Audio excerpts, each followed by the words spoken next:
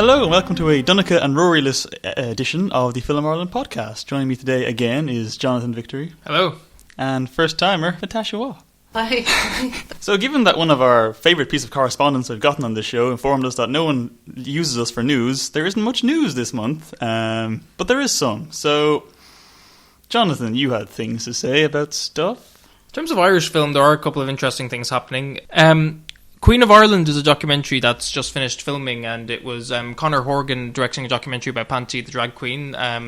Their plan was always to finish filming it after the marriage equality referendum result, and they got a very happy ending out of that, though. So, as far as our sources know, we could see that film finished sometime around the end of August. Hopefully, it'll be playing festivals and stuff. I think that'll be a good movie to see. I can watch that. Yeah, I'm excited about it. Glassland director Gerard Barrett. He's got a new film coming on with Charlize Theron called Rain on Fire, which is actually, I'm hugely excited for it because I really liked Glassland. I think he's an exceptionally talented Irish director on the up, and he's only in his mid-20s. Yes, this is Gerard I thought Barrett. You mentioned that it was a Dakota Fanning film he was making next. I thought Dakota Fanning and Jenny Slate were in it as well. Or did I mishear that? All I know is that Charlize Theron is in it, or has been. Can you remember what it was about? I actually don't know the premise, but I know it's called Rain on Fire. Okay. I think in general, whenever an Irish director is sort of getting a foot in the door in Hollywood, to make an American movie, I mean that's an encouraging sign about the, sort of our content being noticed around the world. So yeah, sure. It's nice, and I think Glassland did so well at Sundance. At least it got a good reception, and Jack Rayner won a hefty award for that. So and is now in Transformers. So congratulations to him on having something resembling a career. Yeah.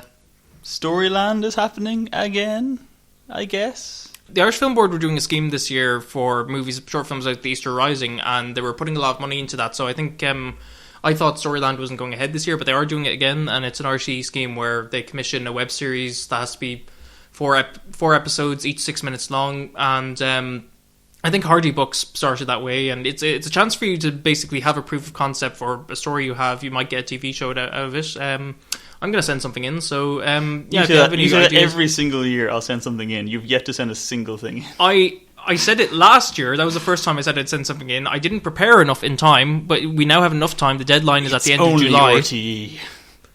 But it might further your career, so send something in. That's a hefty might there, my friend. Don loves a trier, Richard. Come on. Don't bring religion in, Natasha. God, there'll be all kinds of commissions. And so there's some vague crowdfunding news this month to do with films. There's an Orson Welles thingy, I believe, which you know about. Yes, I know a fair bit about Orson Welles now. There was Orson Welles' career was quite interesting in that he was filming lots of bits and pieces of projects over the years, and most of them didn't get finished. The movies that he did get finished are always quite interesting. There was one project that he nearly got finished called The Other Side of the Wind, which he shot most of the footage for, and I think a problem emerged in Orson Welles' estate after he died between Oya Kodar, who was his girlfriend for many years, who he was seeing once married to another. Her name is Kodar. Yeah. That's like an alien space queen name. That's a real human being's name. It's Kodar. I think she's Croatian. Like Kodar the Destroyer. Okay. Apologies to any of our I didn't huge like Croatian listenership. It's just those specific syllable kind of together sound like an alien. Your name is Richard Drumm. Those crazy Irish people. No, I don't mean to be offensive when I say that. It's just Richard made me laugh because he made me think of Kyan Kodos. Yeah. Okay, carry on about the Orson Welles story. See, the thing is, she was his girlfriend while he was married, and so the wife and daughter of Orson Welles have been in legal conflict with Oya Kodar for years about lots of his footage, and so the copyright status has been murky. The battle against Kodar continues. You want another funny name? No. Peter Bogdanovich. That's not funny, that's just fun to say. Peter Bogdanovich. Who you may know as a film critic and occasionally a filmmaker. He is organising a crowdfunding campaign on Indiegogo to raise money to finish the editing of this movie. This movie he did called The Other Side of the Wind. So it's possible that with enough funding, they'll be able to finish the editing on this movie, and it could be the last Orson Welles movie we get to see. So I mean, that sounds like a very interesting development in crowdfunding. It shows that filmmakers, even like 8 years later, they can benefit from crowdfunding. I mean, what filmmaker could object to sort of the principle of crowdfunding opening it's up all funny sorts you of should opportunities? bring that up. Is it? So, known crazy man and all-around general asshole Uwe Boll has been in the news this week for slamming both, I think, the entirety of Hollywood, A-listers in general, and crowdfunding as a concept, because he tried 3 times and failed to secure, I think it was like 55 grand, wasn't even that much, funding to make the 3rd Rampage movie. I knew he made one movie called Rampage. Apparently there was a second one. I didn't know that even existed. And it couldn't secure funding, so he had a big tirade on YouTube about, Brad Pitt and Angelina Jolie and Robert Downey Jr., they're all assholes. And it was something like he accused them of being anti-poor people because they were making people give over their hard-earned cash to watch the latest Avengers nonsense or something like that. His logic was deranged. And it just sounds as though he's just a bit bitter because... he's bitter and a total hack and just the worst. He sounds like... he is the worst. I think you can... do you go with Uwe Boll or Peter Bogdanovich and Orson Welles? One last thing. He also claimed that you should all grow up because Captain America isn't real. I'm afraid he shattered my world, and I did not know that until now.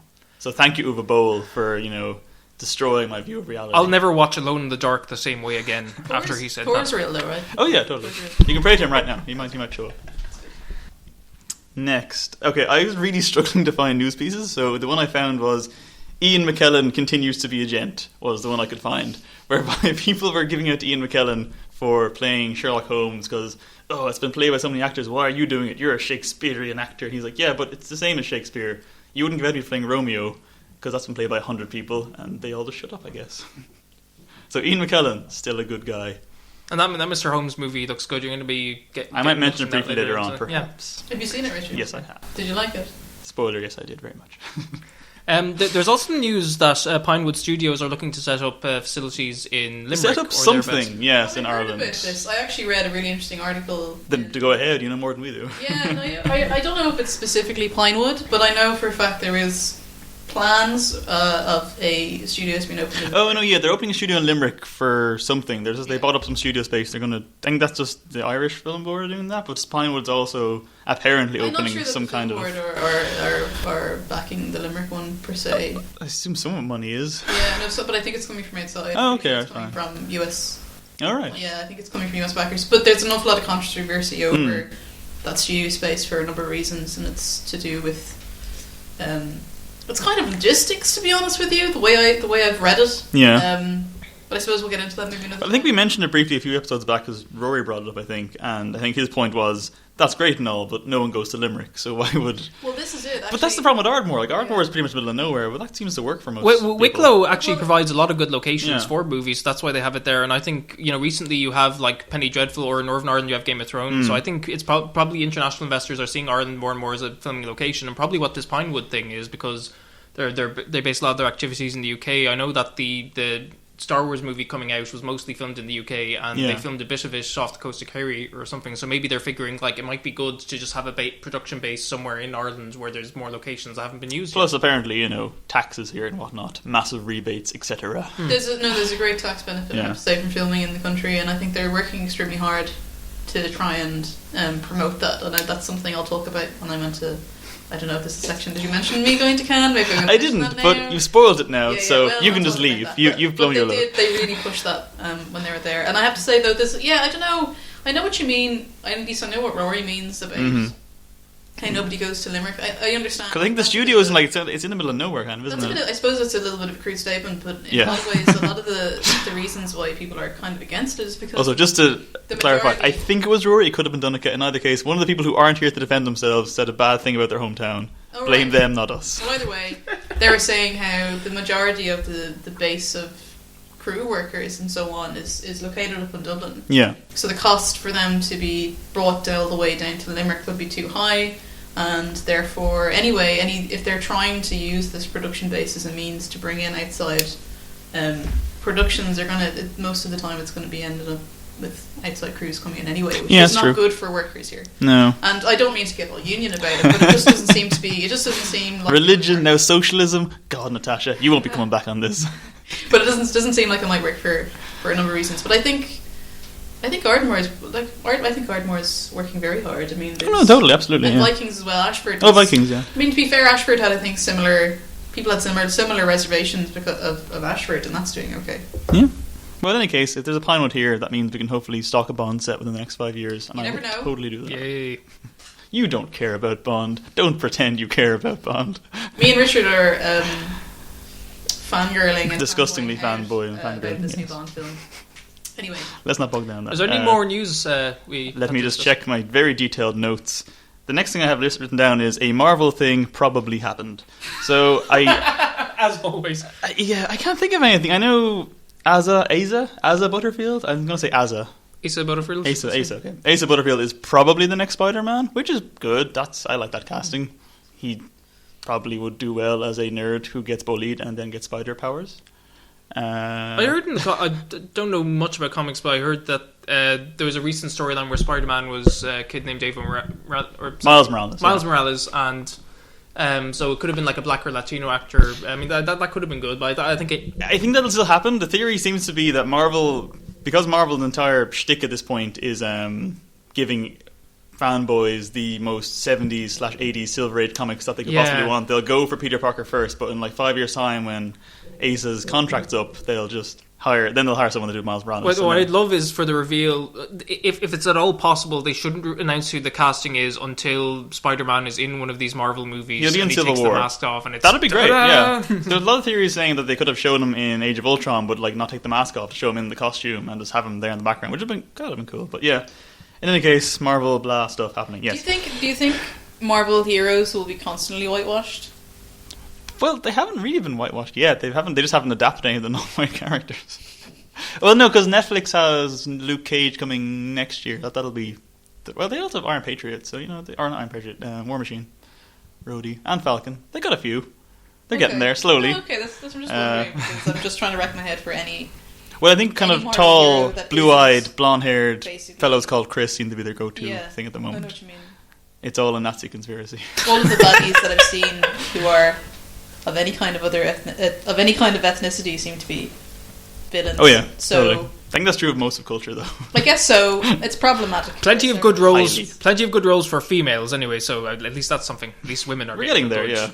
On the hierarchy of things to be offended by, women are now doing better, so race is next. I haven't seen Age of Ultron, Yes. so I don't really know what the whole debacle was afterwards. Oh, because we might mention that when we get to it. Was but he called it's just, sexist or anti-feminist? he's called sexist. Okay. But that's because there was a woman and she didn't do all of the things at once. Will we get into that later? I don't know, but we might. Okay. In any case, DC news: Joker is in it and has tattoos, which don't look very good. Oh, wow, this is Jared Leto, right? Jared Leto, yes. A friend of ours once said recently that it just looks like Marilyn Manson, which It absolutely does. It really does. When I heard that. Because when they first cast him, like, that's perfect. That's the best possible Joker choice you could go for, shy of like Willem Dafoe.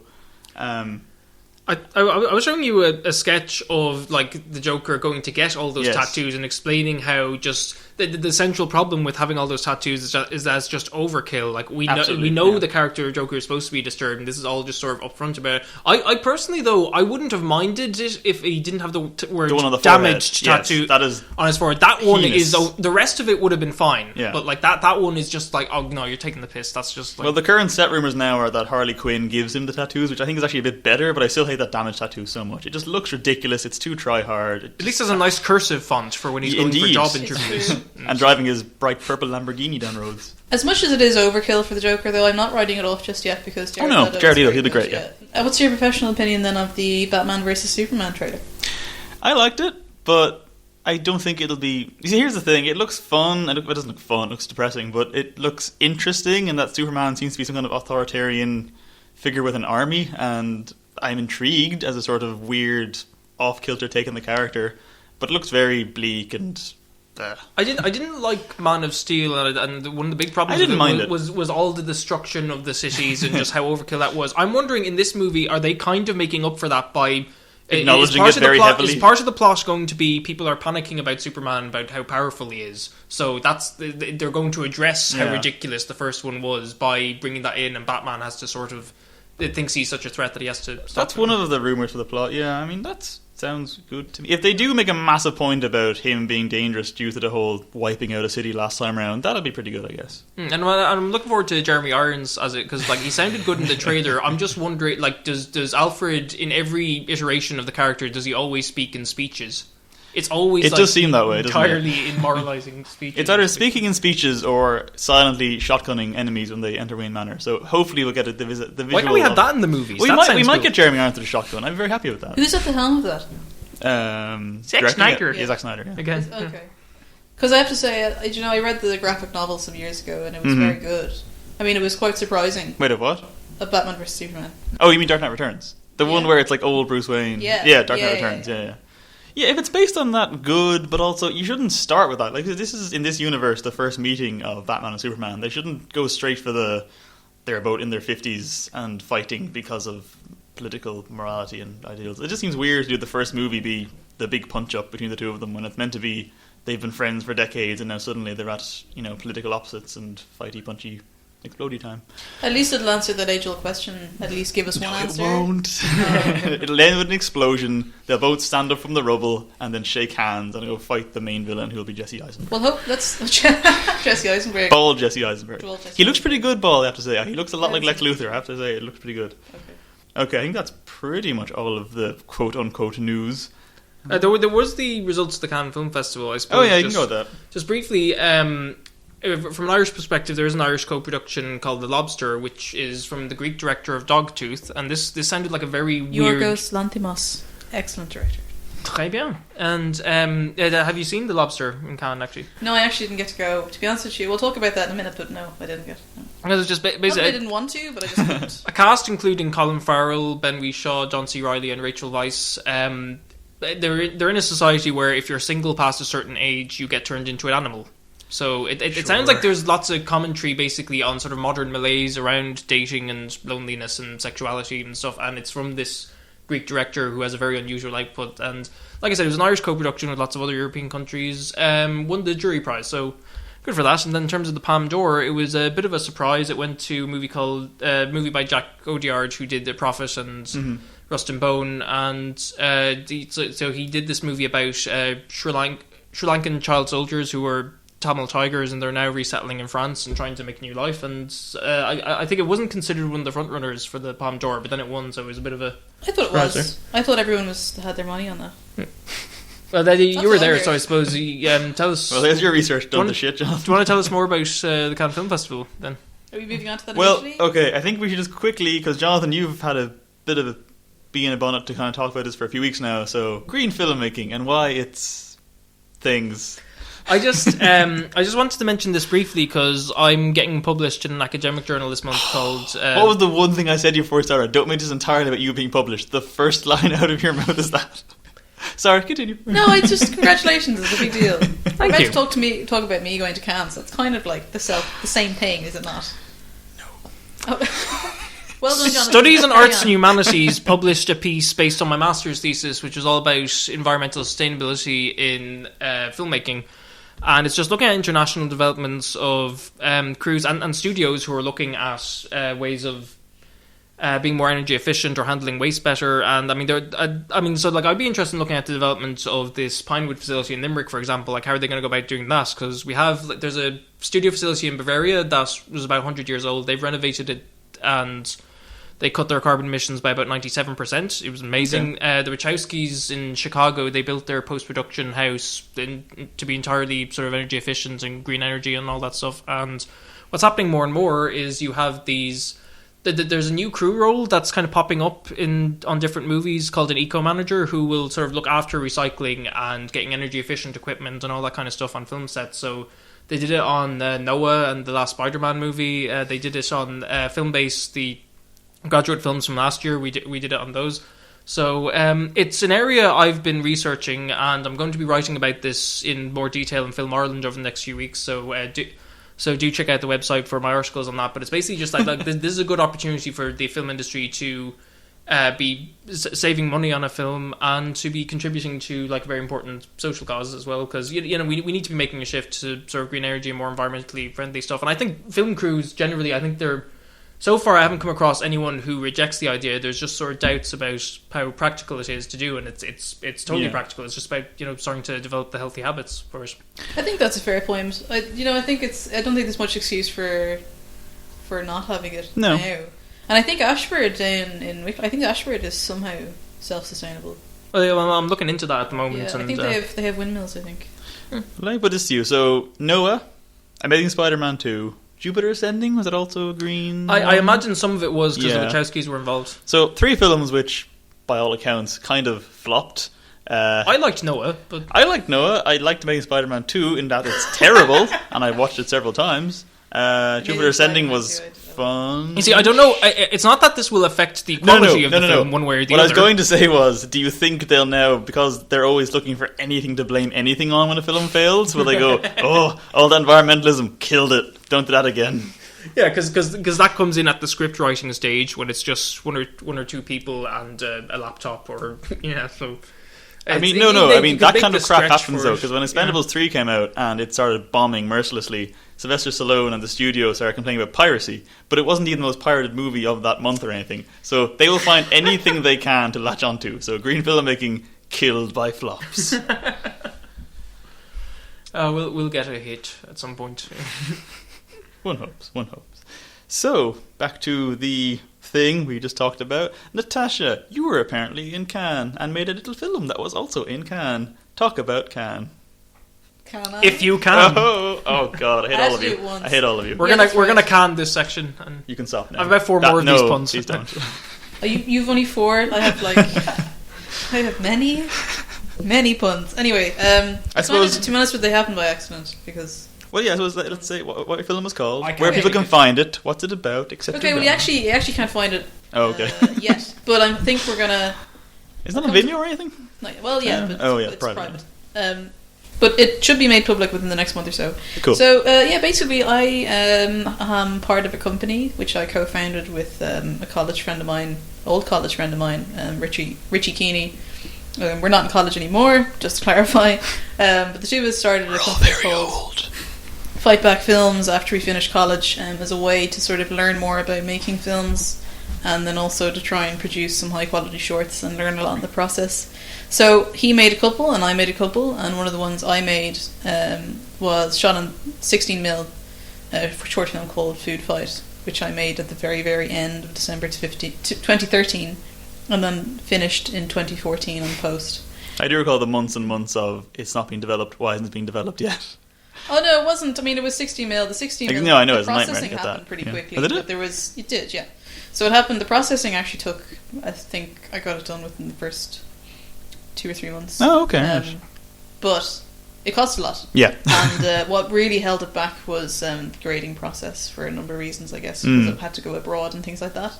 So, but yeah, I made this film, which is about 2 food critics that sit down and they have a little conversation, and essentially their conversation kind of is brought about by numerous food analogies and that kind of thing, innuendos, etc., etc. Good. Not really, actually. No, surprisingly, I shocked myself at that one. There's not many but anyway, it's a very simple thing, and I finished it and entered into a number of festivals, including Cannes, on a bit of a whim, and it got in. It got into a portion of the festival called the Short Film Corner, which is essentially this massive showcase of short films from all around the world. It's not in competition. There were shorts in competition. There's about 9 that are chosen for the short film Palme d'Or, essentially. Are they chosen from the ones that you would have been amongst, or are they like a separate category? No, they're not a separate category, but I think I watched a few of them, and they're they've got different kinds of backing. Do you know what I mean? Yeah. Which isn't necessarily one of the stipulations for getting chosen for competition. In fairness, it's not. But then there was a few that were like that, and then there was a few that absolutely weren't. They were just brilliant. So it's kind of all about execution and story at the same time. Yeah. But we were all lumped in. All the categories are pretty much done by country, with the exception of maybe a few of them that are kind of standalone. So, for example, the Cine Foundation in Cannes, which is a kind of a group of student filmmakers, they're put in their own category, and that kind of thing. So, essentially, in the Short Film Corner, you can do numerous things. So you can go. you can go to the digital film library, which Mhm, is you can mhm. go and watch other people's short films. You can go and watch your own Oh, short great. film. And then you can go to book screening rooms if you want to. And they have these little screening booths, and you can go and show your film and invite people to come and watch your film, which is what I did. And I told people to go and watch it in the digital library, and I invited people to come see it in the screening rooms. And I got very nice reception, which was great. Good, And it's good. very rewarding and very satisfying Mm. when people watch it. And they, it was a comedy drama, so when people actually laughed out loud, it was there was hugely something very satisfying about that, especially being Yeah. in one of the most prestigious and biggest Yeah. festivals in the world. That in and of itself was an amazing feeling. Very surreal, but great.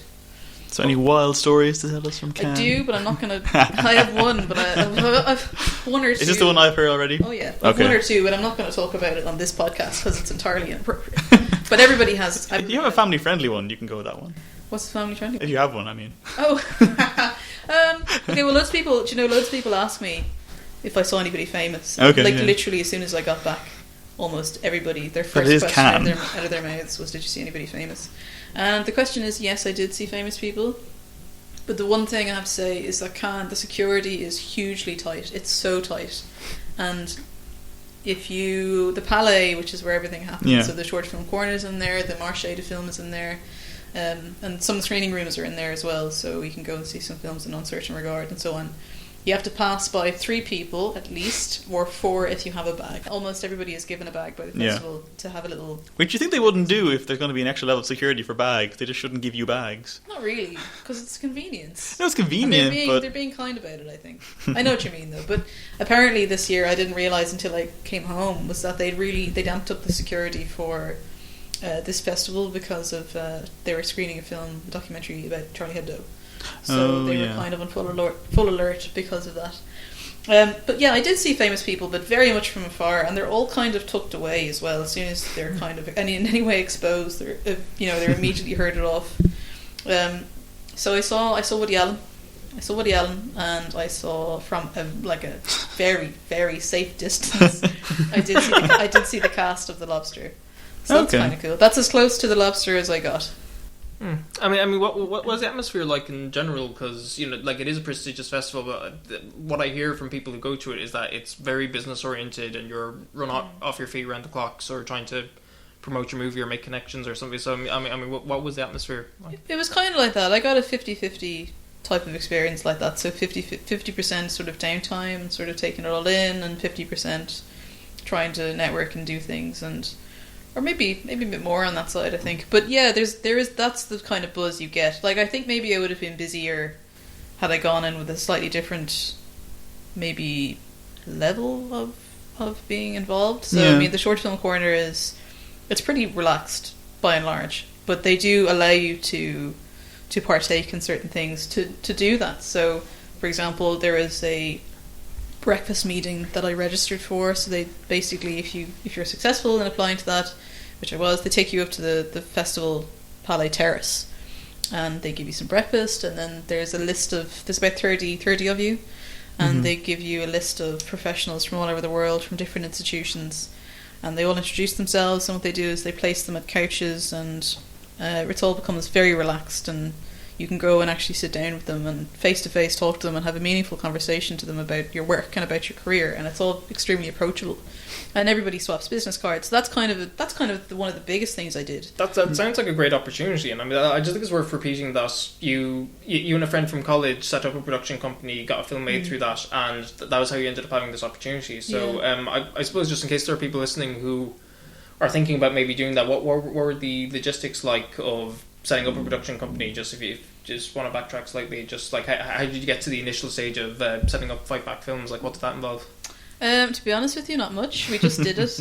We didn't have very much background in actual practical filmmaking. We just had certain things that we'd made with stuff in college. So obviously we went to UCD, so we did English and we did film theory, which is, it's not practical, but you learn a lot about you get a different kind of perspective on film, I suppose. And that was that a pun? No, not at all. So Just to clarify, there's several modules in UCD Film called Perspectives on Film 1 through 4 or whatever.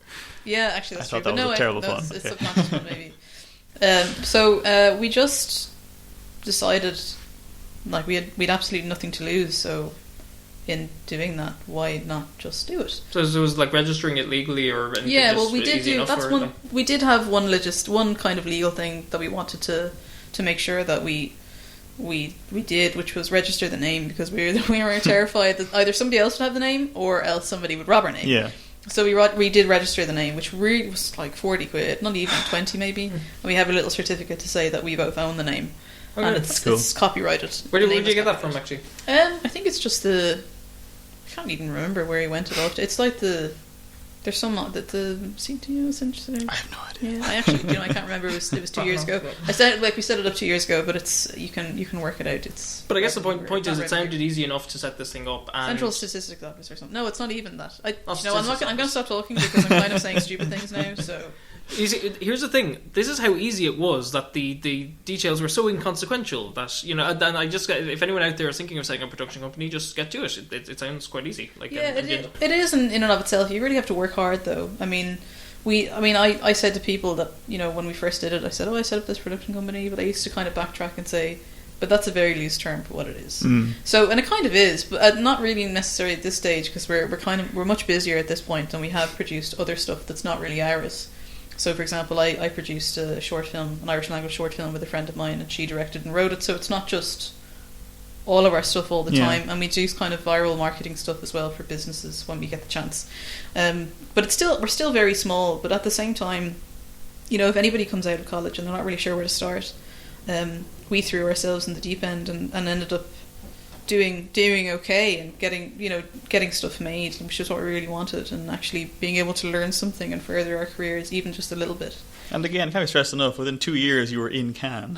Yeah, I was, and I didn't think I've held Cannes in such high regard for a very long time, and I think I've said this to you before, Richard. It was that I didn't think it would happen now. I thought I'd have to work 10 times as hard for another decade to even get a look in, and it happened within the first 2 years. But I have to say, can make it very accessible for young independent filmmakers to actually get that look in, and I think the Short Film Corner was hugely beneficial in it's not a space they have to really dedicate. That's true. They don't have to do it, but they do, and I think that's applaudable. Yeah. So what films did you see in Cannes then? I didn't see any of the main ones, unfortunately. That's okay. It's it's really, really hard to get tickets for certain films. I can imagine. It's just, if you think about thousands and thousands and thousands of people that attend the festival every year, and every single person wants a ticket for Sea of Trees, which was McConaughey's new film. Which apparently wasn't that good. We'll get to that. Yeah. I didn't see anything that was in competition, unfortunately, which was a great shame, because as an Irish filmmaker going over for the first time, I wanted to see The Lobster. I thought I was very proud of that presence being there in competition. Anyway, you can go and see several films on Uncertain Regard. That's not that difficult to go into. So I saw 3 films on Uncertain Regard. My producing partner Richie actually saw the winning film Rams, which I missed. He said it was excellent, which was an Icelandic film, and which won. I saw an Iranian film called Nahid, and I saw a Japanese film called Anne, and then a Romanian film called One Floor Below, and all were very different and had different, I suppose, merits in their own right. I suppose, which are all different. Very, very. There's a massive variety. Very diplomatic answer. Good job. There's what? It's a very diplomatic answer. Good job. No, they were. No, I know what you mean. But I have to say, the nicest thing about Cannes is that there's so much diversity. Yeah. So it's not all Western stuff. It's from all over the world, which is nice. It's refreshing. Didn't Mad Max open Cannes this year or something? It did, which was deadly. But it allows for that, and it allows for so much else. Yeah. I think if, when we move on to reviews, like film having merit, is going to be a bit of a recurring theme. Like some we'll get to, I think there's something coming up with me and John. There's a few things that arguments we'll have over. But I would encourage anybody I suppose starting off in filmmaking to try and do their best to try and go to Cannes. It's hugely encouraging, and there's something really lovely about it. To be honest with you, a more cynical person might have had a different experience. Yeah. I went in with a very idealised outlook and fairness, but I had a great experience, and there's something so nice about going to an arena where everybody is there for the same reason. Everybody's there to watch films, to enjoy films, to kind of celebrate cinema in and of itself. And there's something for everybody. So it's a huge area for press to get involved. There's business, there's directors, writers, actors. There's such a different and diverse amount of people working in film that are present, and there is literally something to do for everybody. I think it's a fun contrast with you talking about how nice it is and lovely it is, and because Tash brought me back a copy of Variety from Cannes, one of the Cannes issues, and I was just looking through it the other day, and all of the upcoming events for whatever day that was, I think day 5, day 3, it's all yacht parties. I know. I have to say, at the same time, I mean, don't get me wrong. Oh no, yeah, Cannes I know. has its problems. Cannes absolutely has its I problems. just found that every single studio seems to have a yacht just in the bay to have Did parties Did on. you get on a yacht? I did not, but I did. Speaking of Pinewood, I saw the Pinewood yacht, and it was impressive. But there is still, as this is me going on about how lovely Cannes was and how great an experience it was. But it does have its issues. Yeah, no, I know. For a number of reasons, and it does attract an obscene amount of crowd. And I think that's just the culture that's developed around the festival. Do you know what I mean? It's just become one thing. But it's 68 years in the making, so that's true. It's never going to change. It's something about the appeal of it, I think. I just want to finish with something that a lot of people have come up with, and this is something that's become a bit of a bee in my bonnet as an independent, a young independent filmmaker in the Irish industry. And assuming that people are going to listen to this, I suppose I'm just going to go ahead and say it. Please listen to this. Justify our existences. A lot of people come up to me and say, well, not a lot of people, but a few people within the industry have come up and said nobody gives a damn about short films. Yeah. And that really bothers me. But it's bizarre because I feel like every big film of the last few years that's been winning Oscars, like Whiplash, or they all started short films. Yeah, a lot of them have started off Whiplash is a hugely successful example of how short films have furthered a young independent filmmaker's career. But also, I got an amazing opportunity to go to one of the biggest festivals in the world because I made a short film. And somebody at the festival actually turned around to me, a prominent filmmaker from the Irish industry, whose name I will not mention, actually turned around to me and said, nobody cares about short films. And I was like, really? Because if nobody cared about short films, I wouldn't be here. So, I don't think there are an awful lot of people, in fairness, who work in the Irish industry who disagree with the statement. A lot of people do care about short films. And, I don't want people who are making shorts at the moment, who are told this, to feel downtrodden because of their efforts, because there's no way that people will learn without being able to at least stretch filmmaking muscles. It's very true. In this capacity. What the short film format does is you have to get across a story very well in a very short space of time. Yeah, and the shorter it is and the better the story is, I mean, that's showing your worth of what you have to contribute as a filmmaker. So. There's an act to it, and there's also a discipline to short filmmaking, and it's a hugely beneficial practice in filmmaking. And I think there's a reason why there is a Palme d'Or for short films. It's a hugely beautiful thing. I think there's been some amazing short films that bring about so much amazing filmmaking in such a short space of time, and people do care about short films, and I think there's an awful lot of people in the Irish industry that do agree with that. And so don't listen to anybody, short filmmakers or young short filmmakers, who say that to you, because it's not true. And on that very positive note, let's move on to complaining about other people's work. So I'll be honest, we've all kind of failed ourselves as film lovers this month by not seeing that much that's been out. So We've seen a few. It's been so long since we did an episode of this that we've kind of fallen behind the big stuff. So let's just quickly say Age of Ultron. If you like Marvel movies and are totally on board with this by now, you'll love it because it's more of the same. If you're just a regular, casual movie person, it's too long. It spends too much of its time setting up the rest of the franchises. Joss Whedon is just clearly very, very tired. There's too many characters. It's still funny, the action's still good. The CGI isn't great, I have to say. There's bits where Ultron looks pretty bad. It seems because the opening scene, which should have been this great long I didn't shot mind that. That was okay. I mean, it's clearly green screen, but there's some other scenes where, because if you look at the credits, there's something like 25 visual effects studios working on that movie, and I think it shows. Like, some of the studios clearly had more time than others. The Hulk stuff looks great, but like Ultron doesn't look great. Some of the CGI big battle scenes look very video gamey, and I mean, it's still good, it's still fun. If blockbusters have to be made, this is probably the best they could hope to be. It's better than Transformers. Natasha hasn't seen it. I haven't seen Age of Ultron. John, do you agree with that pretty much? Anything to add? James Spader's fun. Yeah, I mean, I thought James Spader plays Ultron, who is the artificial intelligence who feels that the best thing for humanity would be to wipe out. And but I mentioned that because what I found odd is that he has this very solemn mission and sense of purpose, but he's sarcastic You know, it was a bit kind of jarring, but I suppose it was all kind of... It's because Robert Downey Jr. makes Marvel a lot of money, so everyone else has to be Robert Downey Jr. also.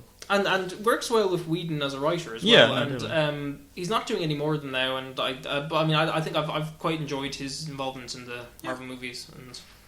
And is it worth addressing the controversy about? No, that's been like. I don't think so. I think it's nonsense anyway. Now, so I don't know what people want from female characters anymore because it's just. You give them more stuff to do, you give them more character traits and backstories. Like, no, it's the wrong kind of backstory. And I was like, shut up, all of you. I don't care anymore.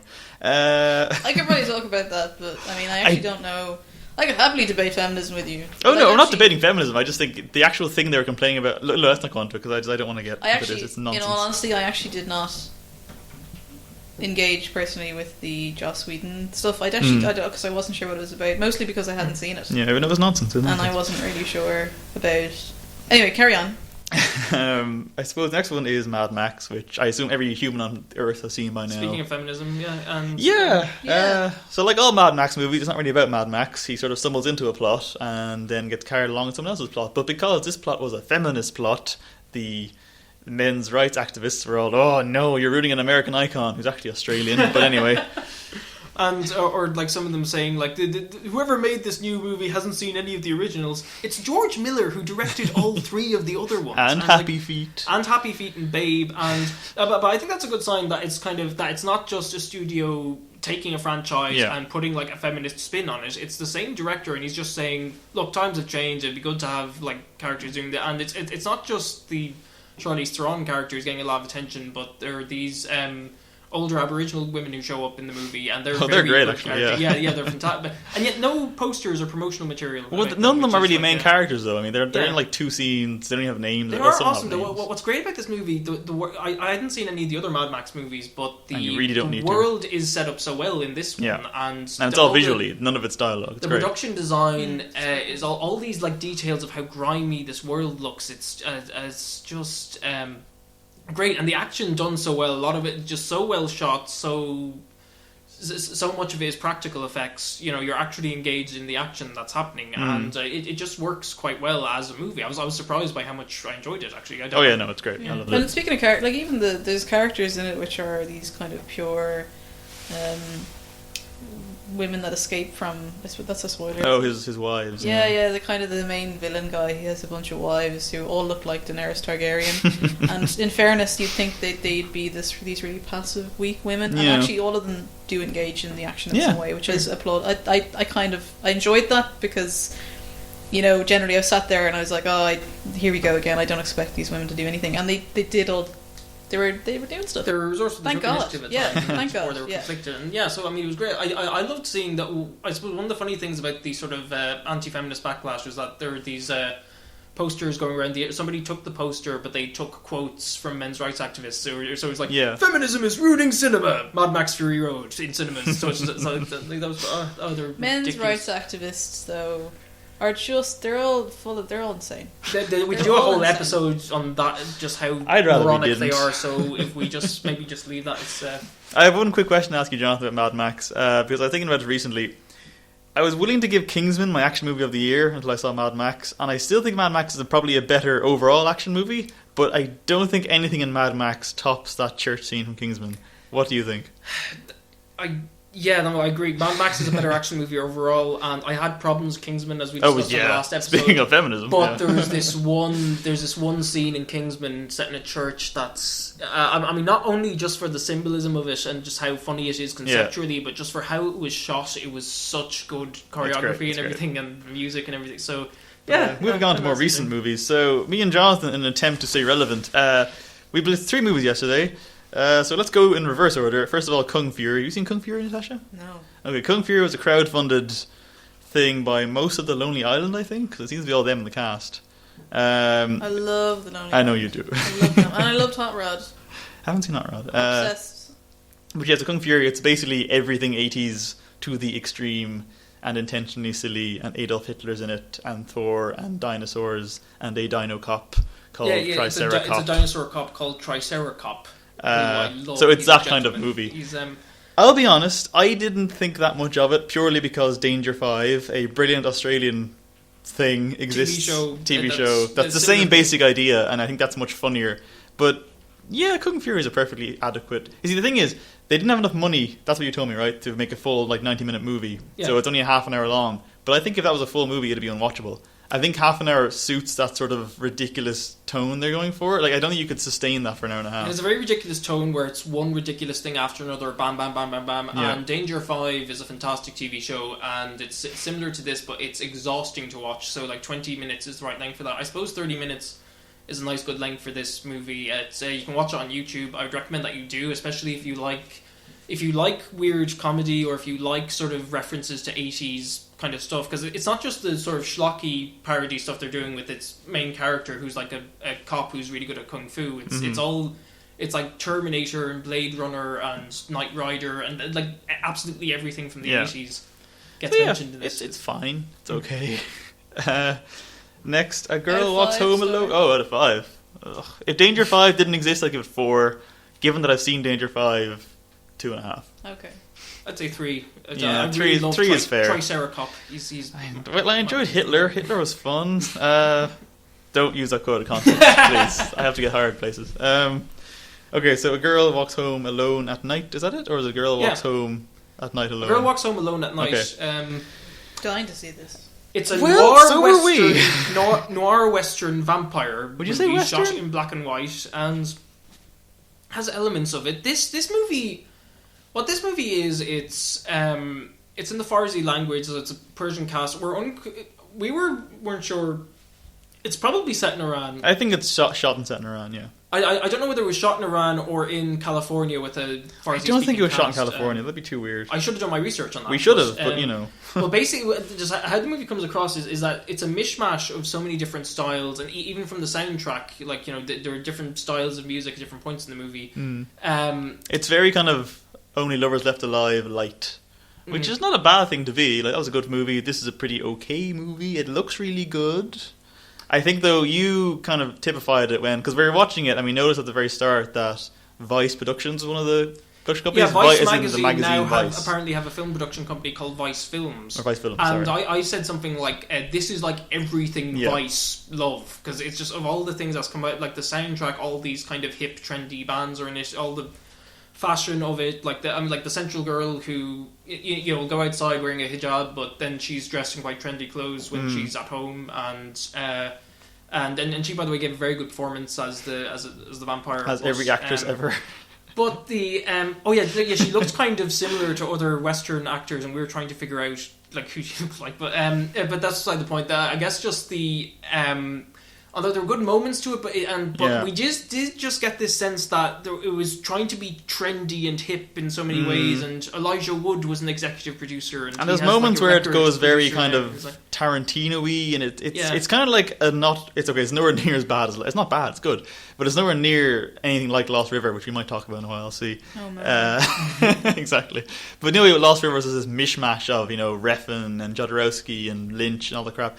It sort of has a similar problem that it's trying to be every kind of cool, trendy Western director at once, and it doesn't fail at that. I just feel like there's moments like the Tarantino moments where it's like, ugh, please stop. It's interesting. It's worth checking out. No, yeah, do see it, definitely. Didn't quite live up to the hype for us, I guess. And then, speaking of living up to the hype, The Tribe.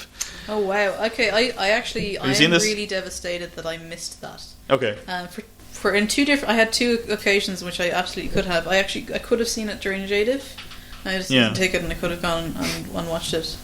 And it was out recently, and I literally went to see it the day after it finished, and I didn't realise it. I mean, I would say go see it. It's definitely worth seeing. I'm not convinced the cinema is the best place to see it. Yeah, we were thinking that. Because when we watched this yesterday, It's hugely jarring, right? There's no subtitles. There's no subtitles, there's no score. It's all you get is like ambient background noise, and I can only imagine it would be the most unbelievably awkward thing to watch in a cinema in a dark room with other people. I think you need to watch it probably on your own couch in some kind of more casual setting. How long is it? It's over 2 hours. 2 hours, and watch it on your own, or if you have someone, you can try to guess. If, what's like Jonathan, happening. you have great struggles following the plot and need someone like me to sit beside you explaining what's happening in each scene, it makes find a for a friend. very interesting way to watch the movie, though, because the conceit of the movie is that it's set in a deaf school, and the students the most are crime-ridden deaf school they're involved ever in some known to kind man. of organised crime racket, and it's even the nature of the crimes they're committing is unclear. So I mean, there were a couple of points where I was kind of going, what's happening now? And I was like, so it's kind of a funny way to watch a movie, but I think the movie itself is quite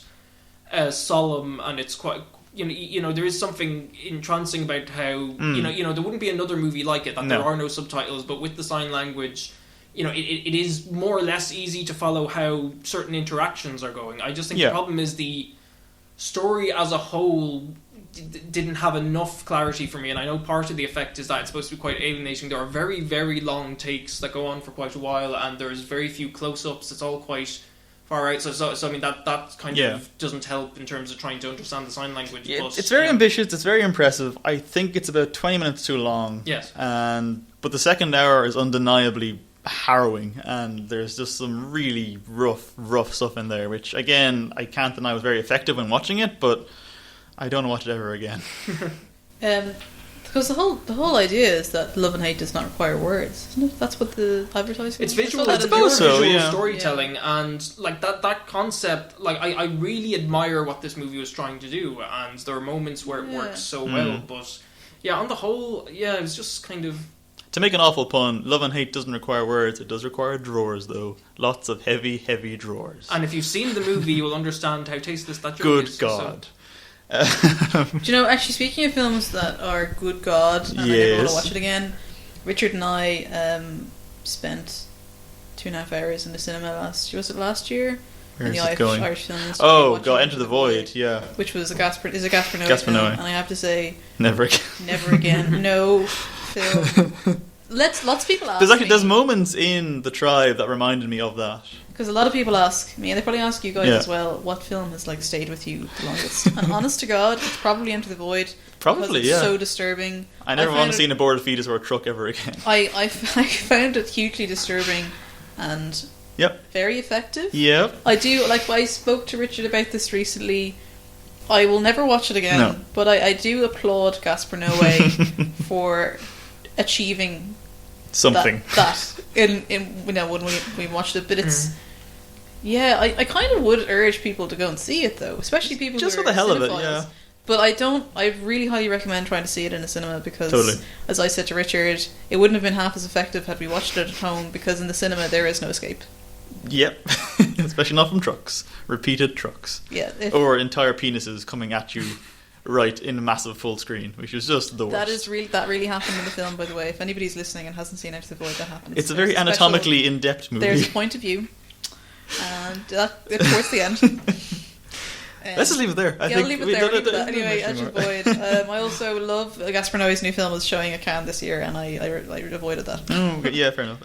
Okay, I think I want to end on Glassland, but I want to quickly just mention, because I think it was out in cinemas here. It's gone now, but it's probably on VOD. A little Irish horror movie called The Canal, which me and you both saw that. It was pretty pedestrian, I think, for most part. It's very conventional. It's very conventional, and I could kind of guess what was going to happen at the end from the moment the kind of inciting incident happened in Act 1. It was very obvious what was happening, because if you see enough horror movies, it's pretty by the numbers. But in the last 20 minutes or so, there is some properly messed up visuals that were thoroughly impressive. I mean, when you see a woman sort of, I don't know how to describe it, like maybe we shouldn't describe it, because there's just some really messed up stuff to do with I described the Jonathan the way to do with childbirth. To do it, or something birth. Yeah. Something black and sludge-like. Yeah, believe it at that. But no, The Canal, if you haven't caught it, do try and get it. Yeah, it'd be a good crack for like a crowd view, I'd imagine. Yeah, it's pretty good. And actually we did see it we went to see it in Jadif, and it was a packed house. And it was actually former Film on a podcast host Rory was there for that. He seemed pretty freaked out by it. So there you go. It was good though. I mean, I think I was talking to somebody recently about horror films, and we both kind of agreed that with horror it's very difficult to try and find a new kind of formula to it. Like, not formula, that's kind of, I suppose, because it is horror. I know what you mean though, yeah. Horror is so formulaic, but you have to find an original way of telling that formula. Yeah. I saw The Town That Dreaded Sundown, which is I'm dying to watch that. Yeah. It's not it's a remake, but it's a remake where it acknowledges the existence of the previous movie in the universe. It's very meta and whatnot. Yeah, it knows its audience. I think an awful lot of horror is like that. It's playing to a certain audience. The Canal is very conventional, but it tells the story. It's a good execution in horror. Yeah. Then again, it doesn't always work. So there are some horror films that are just woeful in that way. And they kind of really play into that formula a little too seriously. At least The Town That Dreaded Sundown knew that, and just had a good sense of humour and a good tone, you know? Yeah. There's also, actually, I suppose, a little bit of a shout out. There's an Irish horror film coming out called The Devil's Woods. Which I haven't heard of it, but okay. It's meant to be quite good. I captured it on I think it's on during Horathon, so a few months. God, is it almost Halloween already? Good God. No, not quite, but a few Not months. well, anyway, right. So carry on, yeah. I have not seen Glassland, but these two have, and I know they have perfectly opposite opinions on them. So by all means, I shall throw open the gauntlet. Fight. It's great. I hated it. I mean, Is it Glassland or Glasslands? Glassland. Glassland. Okay. And Singular. At Just to Sundance clarify. Film Festival, Jack Rayner won the Best Actor prize. He is good in this. In general, he's a good actor. I wish him well. That's a worrying preface for any sentence. The acting in general is good. How's Tony Collette's Tala accent? This kind of...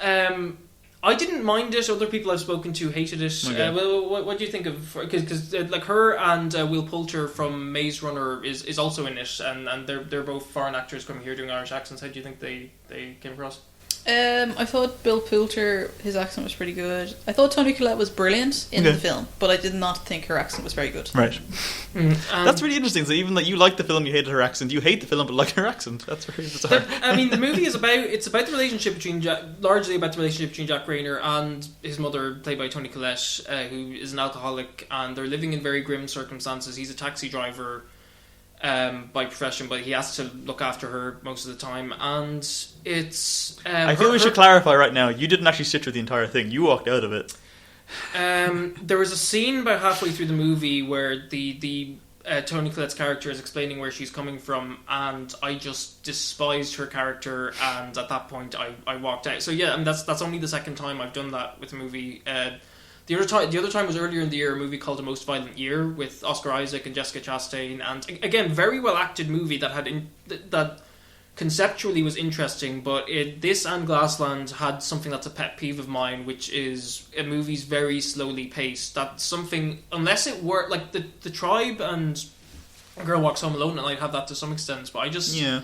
I can't put my finger on when it does and doesn't work for me, but it doesn't work in Glassland. The opening scene is Jack Rayner getting up, preparing cornflakes, eating cornflakes, going out to his car, and there are lingering shots on doors for like 10 seconds long after cars have left the driveway and stuff. And I just think in terms of the pacing and style of it and the sort of setting and subject matter of it, I think it's very similar to Irish films we've seen a lot of, which... We'll have this debate another day. I'm not getting into my hatred of Irish cinema. Let's not get into... No, I think... We won't get into Jonathan, you said enough. I don't want to... Jonathan, you said enough. Natasha, you have 2 minutes rebuttal. I just want to say that with Glassland, that I just think we have genre movies being made in Ireland now, like The Canal, From the Darkness on the Edge of Town. There are lots of like very good movies... You know that were that aren't sort of slow burning art house pieces that I just think we could move on from at this stage. You know, and I don't want to put Irish filmmakers down, but I really didn't enjoy Glassland at all. Right, Natasha. Yeah, defend well, I think first of all, controversial statement, Jonathan. I think your argument is redundant because you didn't sit through the entire thing. And you also the ending is so weak, though, isn't it? Because I then learned about what happens in the ending. Yeah. No, it's not. So, well, not in my opinion. We're talking about opinions here. Exactly. Do you know what I mean? In fairness, so it's all relative. But I think you did miss like one of the most intense and brilliant scenes from Jack Rayner, where it was just astonishing. There's a scene where he kind of breaks down in the car with his mum, who's continued her kind of downward spiral of destructive alcoholism, and he just breaks. And the entire thing apparently was improv, and it's just, I've never seen anything like it in Irish acting in a very, very long time. And that is, I'd say, the reason why Sundance gave him the tip of the hat. I think it was just brilliant, and that was worth staying on for in and of itself. I think Glassland, I thought was, I think it was a bit of a. I really, really loved it for a number of reasons. I disagree with the pacing, because basically I think the opening in particular shows off character development, and it shows off environment very well and space. I think it shows off working class in you. But I don't think it's too long. I think it's there for a reason. That slowness, that pace is there for a reason. I mean, it's not fast paced, because why would it be? Their lives are not fast paced. They're kind of ticking along at a certain pace, at a certain level. They're unchanging in a lot of ways as well, because of where they are and what's happening to them. And I think the reason we see him get up and have cornflakes is almost it's a routine thing, but it shows the manner in which he does get up, the manner in which he has to make cornflakes, which is watered down milk. It's kind of all he seems to have in the house. There's nothing in there. There's dirty dishes stacked up in the sink, and he gets out and goes to work. And I think there's something in that. It's a beautiful opening, and it showcases character and circumstance. Who is this movie for, though? Like, if it's going to be so slow paced and so just putting you in the world of these kind of characters in such a grim situation, that's a redundant question. I find I don't like that kind of marketing. Yeah. Because who is the tribe for? Who is Girl Walks Home with Alone Light? Oh my god! For Vice readers, people who are into really trendy things. The tribe, I suppose, for people. I think it's a redundant question. I think it's a redundant question. Glassland is something we've seen before. Like, I don't believe there is a particular demographic in which Glassland is aimed at. And it doesn't have to be. No, I don't think it has to be. I haven't seen it, so I can't read it. It's not the kind of film that's going to be I don't believe that they've marketed towards anybody in particular other than the general film goer who wants to see a film like this. It's not like, for example... I think we'll just leave it there. Look, we can sit here for an hour. I applaud Jared Barrett for a really, really good... We had good different opinions here. There's an argument. It was all good. I think, and Jack Rayner's performance is great. And you did, like, in Walking Out, you missed a brilliant scene from Jack Rayner. I really, really did. And I don't mean to be so harsh in saying that your opinion is redundant because you walked out. That's not true. But it is. No, I was joking. I'm joking. I would have encouraged sticking with the whole way through. I would have. I really did. It's a good film. What I'd seen of Jack Rayner was good before I did walk out. So I mean, let's see more from him. Anyway, like he's great. So. I will quickly just flag up Mr. Holmes, which is out next week, I think, because I've already seen it. We'll probably review it properly the next time we do one of these, which will hopefully be not 5 months later. It's really good. Ian McKellen's really good. If you like Sherlock Holmes, it's really good. Go watch it. And on that note... Who's the best Sherlock Holmes? Of all of them? Okay, so Ian McKellen. Benedict Cumberbatch, Ian McKellen. Your man from Elementary. Or Robert Downey Jr. Yeah, or Robert Downey Jr. So Ian McKellen. Ian McKellen. I like and then Cumberbatch. Second up, I really want to see McKellen though. Yeah, no, Ian McKellen, definitely. There's something about his snide, sarcastic witticisms that are just added to by him being old and like just his old man resting bitch face. It's great. Ian McKellen. Old man resting bitch face. It's my trademarked me. Coined a new term here. If you've learned nothing else. So. Well, I've been Richard Drumm. I've been Natasha Waugh. I'm Jonathan Victory. And to leave you one of my favourite quotes from any movie ever, only a cynical man would call what these people have lives.